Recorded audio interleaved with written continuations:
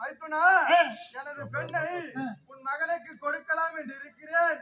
உன் விருப்பம் என்னடா என்று கேட்டால், கேட்ட இடத்தில் உப்புத்தாளம் மாற்றிக்கொண்டு அப்படி நடந்த வேலையிலே அசரீது வாக்கியானது. ஒண்ணு கொடுக்குறேன்னு சொன்னாரா?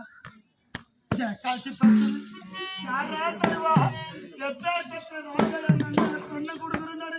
இப்படி ரெண்டாம் கட்ட புள்ளி பெற்று வச்சுக்கிறேன். ரெண்டாம் கட்டனா இப்ப தாய் மாமா பொண்ணு தானே, தட்டி தூக்கணுமா இல்லையா? ஒன்னே கொடுக்குறேன் நிக்கிறாரு. இதுக்கு போய் இப்படி அதாவது விரல காமிச்சா உரல மீனுது. இந்த காலத்துல பெருநாள் மாதிரி சொன ஏறி அழிஞ்சு கிடக்குதுங்க. தலைமை நாள பாயா போடுடாது.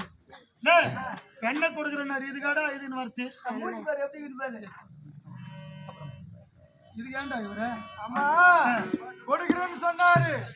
எனக்கும் விருப்பம், உன் அண்ணன் மகளுக்கும் விருப்பம். இருவர் மனமும் ஒன்று சேர்ந்தது. அந்த இடத்தில் தவறு நடக்கவில்லை. என்ன பண்ணது? அந்த வாக்கு உரைக்கிறது. மயில் ராவணா, இன்னும் 3 நாளில் நீ மடிந்து விடுவாய். இந்த நாட்டை நீலமேகனே ஆளப் போகிறார் என்று சொல்றது. வாக்கு இதை அறிந்த மயில் ராவணன் கொண்டு விட்டார்.